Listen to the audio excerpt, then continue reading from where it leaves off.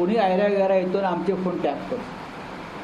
आमच्याकडे काही cyber crime संदर्भात कठोर नियम नाही, कायदे नाही.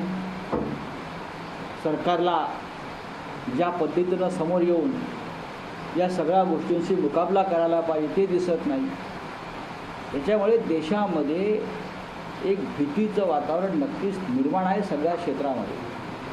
राउत साहब, एक प्लीज सर, जो क्योंकि मामला सामने आया है, कई पत्रकारों के नाम हैं और ऐसा कहा जा रहा है कि कुछ केंद्रीय मंत्री, बड़े बड़े नेताओं के नाम भी शामिल हैं. आपकी इस पर क्या प्रतिक्रिया और क्या महाराष्ट्र सीएम को लेकर के भी आपको? देखिए, कल से ये बात सामने आई है.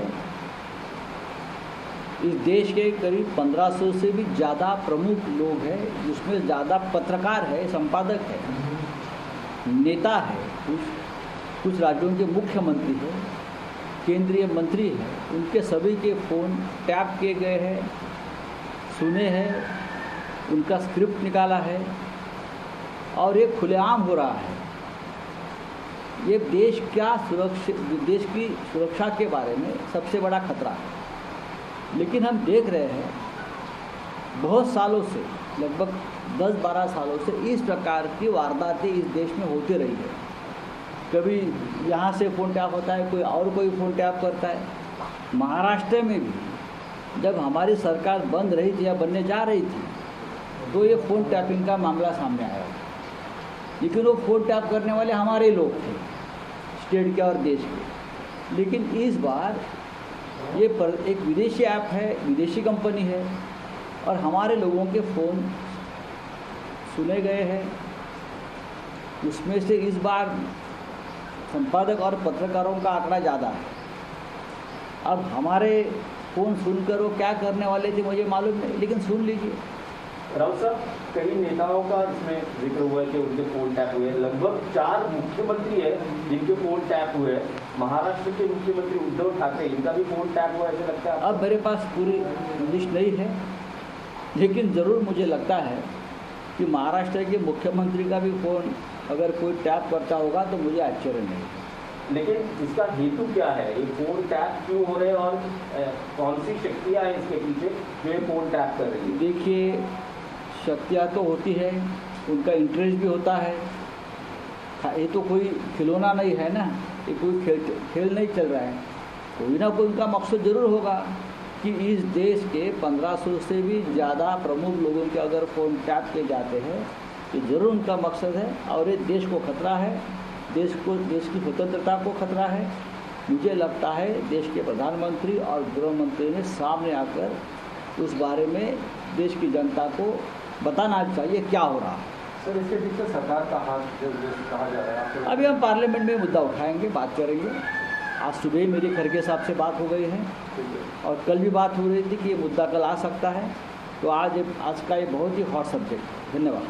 सर, काल जी सर्वपक्षीय बैठक झाली, त्याच्यामध्ये काय नेमकी रणनीती ठरलेली आहे आणि पंतप्रधान या बैठकीसाठी उशीर आले त्याच्यामुळे विरोधकांची नाराजी होती? नक्कीच काल रणनीती म्हणाल तर जे प्रमुख या देशामधले मुद्दे आहेत, महागाई आहे, अनेक वर्षभरापासून शेतकरी गाजीपूर बॉर्डरला बसले आहेत, ते 22 तारखेला इथे संसदेवर चाल करून येत आहेत, त्यांचा विषय घेणं गरजेचं आहे. कोरोना संदर्भात जे काय गोंधळ उडाला, अराजक झालेलं आहे, त्या संदर्भात चर्चा करणं गरजेचं आहे. हे 3 किंवा 4 विषय महत्त्वाचे आहेत. त्या संदर्भात आम्ही सरकारकडे चर्चेची मागणी करू.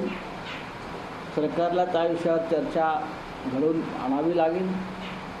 काल संसदीय कार्यमंत्र्यांनी असं आम्हाला आश्वासन दिलेलं आहे की आम्ही सगळ्या विषयावर चर्चेची तयारी आमची आहे. पण जरी बाहेर हे बोलत असले तरी प्रत्यक्षात सभागृहामध्ये सरकार अशा प्रकारच्या चर्चांना सामोरं जात नाही आणि पळ काढतं. हा आमचा अनुभव आहे. त्याच्यामुळे ह्या वेळेला संपूर्ण विरोधी पक्षाने ठरवलं आहे की आपण मागे हटायचं नाही. लोकसभा बैठकीलाही शेवटची 3 मिनिटच पंतप्रधान उपस्थित राहिले. नापसंती व्यक्त केली विरोधी पक्षाने? नाही, आम्ही सगळ्यांनीच नापसंती व्यक्त केली. विशेषतः आमचं असं म्हणणं आहे की जेव्हा लीडर ऑफ ऑपोजिशन तिथे आहे, विरोधी पक्षनेते बसले आणि ते बोलत आहेत, एक भूमिका म्हणतात आमच्या सगळ्यांच्या वतीने, त्यावेळेला प्रधानमंत्र्यांची उपस्थिती असते तर ते परंपरा आणि संकेताला धरून झालं असतं. पण नेहमी सांगितलं जातं की परंपरा आधीच्या लोकांनी पाळली नाही. आता आधीच्या लोकांनी शेण खाल्लं असेल म्हणून तुम्ही का खाताय? तुम्ही बदला, चांगल्या परंपरा, चांगले पायंडे पाड़ा ना। सर, पार्लियामेंट का पहला दिन है और जो लगातार किसान बैठे हुए हैं बॉर्डर पर, अगर दिल्ली की बात करें तो, और तेल का कितना बड़ा मुद्दा है आप लोगों को? और 22 तारीख को किसान का एक जत्था दिल्ली में पहुंचेगा। देखिए बारिश है, आज जो बारिश में बैठे हैं वहाँ, मुझे लगता है अगर सरकार के पास थोड़ी भी संवेदना मन हो, हृदय हो, तो किसानों से बात करेंगे और उनको घर जाने के लिए एक ऐसा माहौल बनाएंगे कि जो पूरा देश सरकार को वाह वाह करे। लेकिन मुझे लगता है सरकार का अहंकार बहुत बढ़ रहा है। बारिश में अगर हजारों लाखों किसान बैठे हैं, अर्थातच आपण बघतो आपण पावसाळी अधिवेशन आजपासून संसदेचं खरं तर सुरू होत आहे। या पावसाळी अधिवेशनादरम्यान फोन टॅपिंग प्रकरणाची आपण तो चांगली चर्चा होण्याची शक्यता आणि तसं सुतोवाच्या संजय राऊत यांनी दिलेल्या अशा प्रकारे फोन टॅपिंग करणं, विरोधकांचे फोन टॅप करणं हे अर्थातच आपण बघतो खूप गंभीर असल्याचे बाब संजय राऊत यांनी निदर्शनास आणून दिलेले आणि यामुळे चर्चा होण्याची शक्यता सध्या वर्तवली जाते आहे।